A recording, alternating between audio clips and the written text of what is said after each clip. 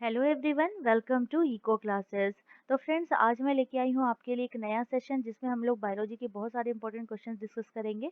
Friends, मैंने पहला session live लिया है, तो अगर आपने मेरा लाइव सेशन नहीं देखा है तो आप उसे भी देख सकते हैं, जिसका लिंक मैं आई बटन में दे दूंगी। तो फ्रेंड्स, आज का जो हमारा सेशन है ये बहुत ही इम्पोर्टेंट है। अगर आपने अभी तक टेलीग्राम ग्रुप ज्वाइन नहीं किया है और मेरे चैनल को सब्सक्राइब नहीं किया है तो सब्सक्राइब जरूर कर लीजिए और नोटिफिकेशन के लिए बेल आइकन पे क्लिक जरूर कीजिएगा, ताकि आपको हर एक लेसन की नोटिफिकेशन मिलती रहे। तो चलिए शुरू करते हैं आज का हमारा सेशन। पहला क्वेश्चन आपकी स्क्रीन पे दिखाई दे रहा है। The symptoms of jaundice occurs mainly due to disorder and malfunction of, यानी पीलिया के जो लक्षण होते हैं वो हमारी बॉडी में किसकी खराबी के कारण से दिखाई देते हैं? इंटेस्टाइन, स्टमक, लीवर या pancreas?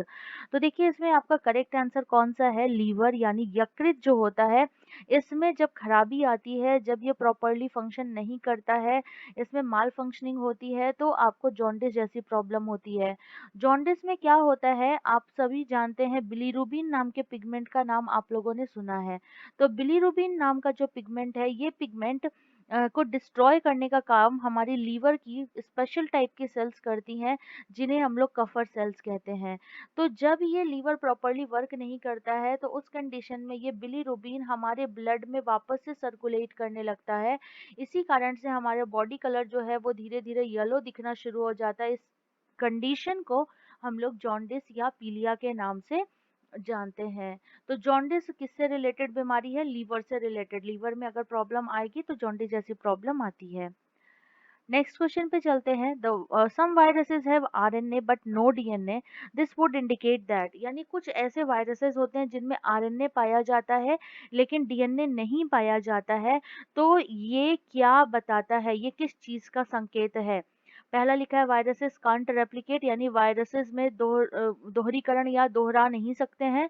Viruses have no heritable information, viruses में कोई भी जानकारी प्राप्त नहीं की जा सकती। RNA transmit the hereditary information, RNA वंशानुगत सूचना को प्रसारित करता है।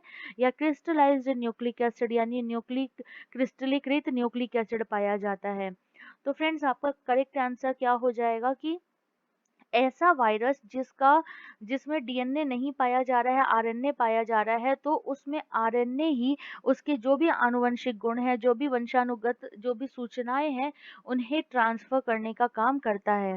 फ्रेंड्स, देखिए, वायरसेस जो होता है ना, मैं आपको इसके बारे में थोड़ी चीजें बता दूं। वायरसेस जो होते हैं, इनमें एक प्रॉपर्टी, इसे आप क्या कह सकते हो, ए सेल्यूलर कह सकते हो, ठीक है। यानी इसमें जब तक ये किसी होस्ट सेल में एंटर नहीं करेगा तब तक ये एक्टिवेट नहीं होता है। एसेल्युलर फॉर्म होता है या इनर्ट पार्टिकल के फॉर्म में हमारे इन्वायरमेंट में पाया जाएगा।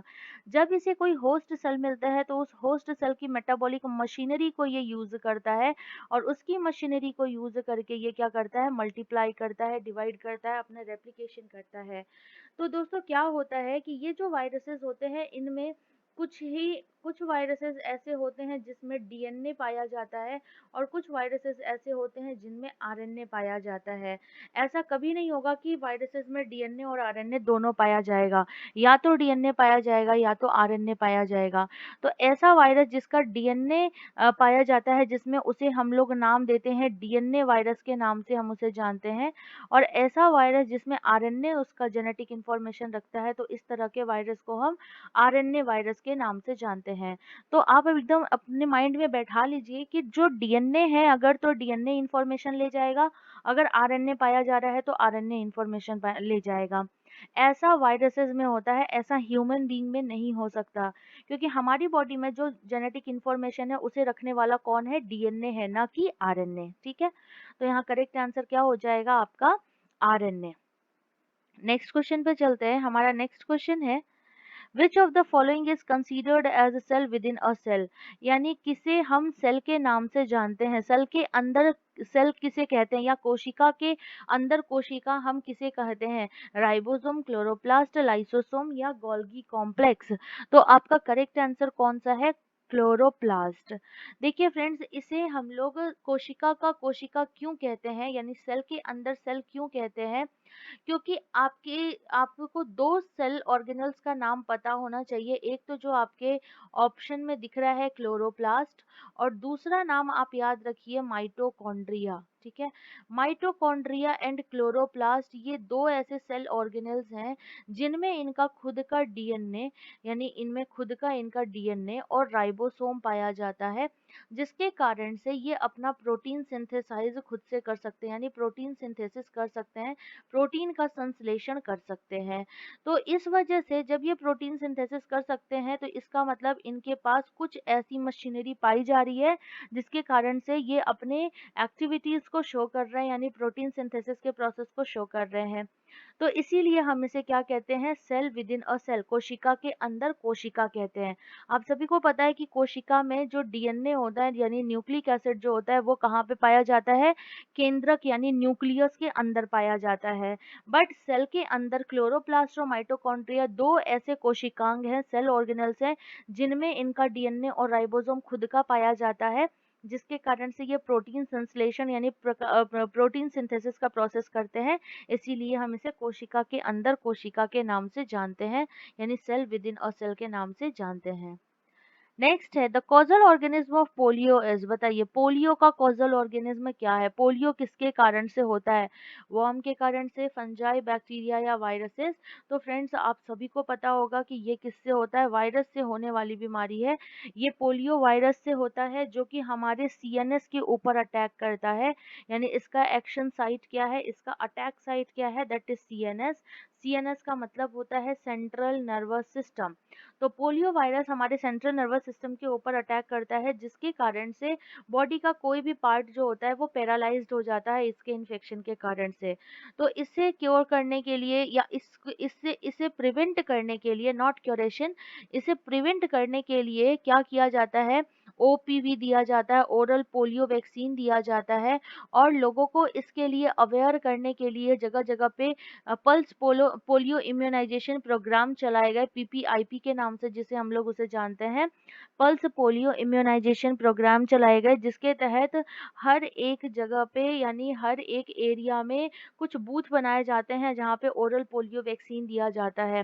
तो ये वैक्सीन पहले 3 साल तक के बच्चे को दिया जाता था, बट इसका जो इसका लॉन्ग लास्टिंग होने के कारण से, मतलब इससे देखा गया कि 5 ईयर तक इसका इफेक्ट देखने को मिल रहा है, यानी 3 साल तक अगर ओपीवी दिया गया उसके बाद भी ऐसा दिख रहा था, तो इसके ड्यूरेशन को बढ़ा करके 5 ईयर्स कर दिया गया, तो इसे 5 साल तक अब इसे इस वैक्सीन को दिया जाता है। नेक्स्ट क्वेश्चन पे चलते हैं, all are protozoan disease except, इनमें से कौन सा प्रोटोजोन डिजीज है, मतलब इनमें से कौन सा प्रोटोजोन डिजीज नहीं है, ऐसा क्वेश्चन पूछा गया है। यानी इन चारों ऑप्शन में कोई 3 ऑप्शन जो है वो प्रोटोजोआ से होने वाली बीमारी है, और कोई एक ऑप्शन ऐसा है जो कि प्रोटोजोन डिजीज नहीं है। तो यहाँ देखिए स्लीपिंग सिकनेस, काला आजार, एलिफेंटिएसिस एंड अमीबिक डिसेंट्री, तो इसमें कौन सा आंसर आपका करेक्ट होगा, तो स्लीपिंग सिकनेस, काला आजार, एलिफेंटियासिस, अमीबिक डिसेंट्री में एलिफेंटियासिस आपका करेक्ट आंसर है। फ्रेंड्स आप सभी जानते हो कि स्लीपिंग सिकनेस किससे होता है, ट्रिपैनोसोमा से होता है। ट्रिपैनोसोमा जो है, ट्रिपैनोसोमा जो है ये एक प्रोटोजोआ है जो कि फाइलम प्रोटोजोआ से बिलोंग करने वाला ऑर्गेनिज्म है। काला आजार जो होता है लिशमानिया से होता है, ये कॉजेटिव एजेंट का नाम है लिशमानिया, और ये भी एक तरह का प्रोटोजोआ है। अमीबिक डिसेंट्री जो होती है ये भी एंट अमीबा से होता है, एंट अमीबा हिस्टोलिटिका से होता है। तो एंट अमीबा यहाँ मैं लिख दे रही हूँ, एंट अमीबा हिस्टोलिटिका से होता है ये। तो एंट अमीबा हिस्टोलिटिका से हो रहा है, इसका मतलब ये भी क्या है, ये भी एक तरह की प्रोटोजोअन डिजीज है। तो यहाँ पे आपको दिख रहा है एलिफेंटियासिस, जिसे हम हाथी पांव के नाम से जानते हैं, इसे आप फाइलेरियासिस के भी नाम से जानते हैं, और ये जो होता है ये एक वर्म से होता है, यानी कीड़े से होता है। उस वर्म का नाम है वाउचरेरिया बैंक्रॉफ्टाई, वाउचरेरिया बैंक्रॉफ्टाई, ठीक है। तो इसकी वजह से ये बीमारी होती, तो आप सभी को ये दिखाई दे रहा होगा कि स्लीपिंग की सिकनेस, काला आजार, अमीबिक डिसेंट्री, ये तीनों ही प्रोटोजोआ से होने वाली बीमारी है।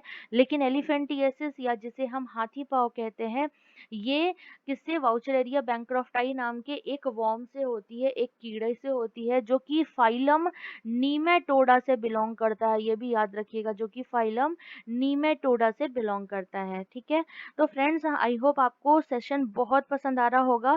सेशन अगर पसंद आ रहा है तो लाइक जरूर करते जाइएगा, सब्सक्राइब नहीं किया है तो सब्सक्राइब जरूर कीजिएगा। ठीक है, तो नेक्स्ट आता है एड्स वायरस डिस्ट्रॉयज। हमारी बॉडी में एड्स वायरस जो है किस चीज के ऊपर अटैक करता है या कौन सी सेल को डिस्ट्रॉय करता है, मोनोसाइट, बेसोफिल, न्यूट्रोफिल या लिम्फोसाइट। तो आपका करेक्ट आंसर क्या होगा, लिम्फोसाइट। आप नाम याद रखिएगा, कई बार ऑप्शन चेंज हो जाता है, तो T4 लिम्फोसाइट या TH लिम्फोसाइट जो होता है ना, इसके ऊपर अटैक करने का काम करता है ये। ठीक है, तो ये चीज आपको याद रखना है, T4 या TH लिम्फोसाइट पे अटैक करता है। लिम्फोसाइट क्या है, ये एक तरह की WBC है, ये एक तरह की वाइट ब्लड कार्पसेल्स है, यानी श्वेत रुधिर कणिका है हमारे शरीर में। तो हमारे TH लिम्फोसाइट को इसका वायरस, इस वायरस का नाम क्या है, एड्स वायरस का नाम क्या है, इसका नाम है HIV, human immuno deficiency virus.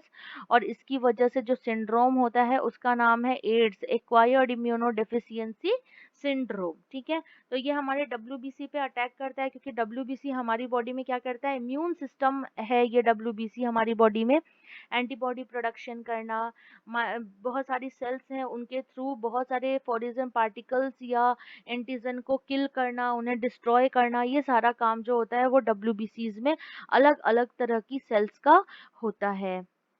तो फ्रेंड्स इस तरीके से आज का हमारा सेशन हो गया कंप्लीट, और आई होप आपको पसंद आया होगा। दोस्तों मैं अनअकैडमी पे भी डेली क्लासेस लेती हूँ, मेरी डेली क्लासेस चलती हैं 3 बजे से 4 बजे, जो कि बिल्कुल फ्री है। इसके लिए आपको केवल अनअकैडमी लर्निंग ऐप डाउनलोड करना है, और इस लिंक के थ्रू आप मुझसे जुड़ सकते हो वहाँ पे भी। ये मेरा फेसबुक ग्रुप है, और इंस्टाग्राम टेलीग्राम का भी मैंने आपको यहाँ पे लिंक दिया है। तो टेलीग्राम पे जुड़ने से क्या होगा, आप वहाँ पे मुझसे डायरेक्ट इंटरेक्ट कर सकते हो। साथ ही साथ ये मेरे फेसबुक का ग्रुप है, तो अगर आप फेसबुक ग्रुप पे ज्वाइन करना चाहते हो, इको क्लासेस के ही नाम से है, उसका लिंक यहाँ पे शेयर किया गया है, डिस्क्रिप्शन बॉक्स में भी इसका लिंक, सारे लिंक्स दिए गए हैं, तो आप वहाँ से भी मुझसे जुड़ सकते हो। तो फ्रेंड्स इस तरीके से आज का सेशन हुआ कंप्लीट, नेक्स्ट सेशन में मिलते हैं। तो आप मेरे सेशन को लाइक शेयर सब्सक्राइब करना मत भूलिएगा, और बेल आइकन पे क्लिक जरूर कर दीजिएगा। Thank you so much, bye bye and take care.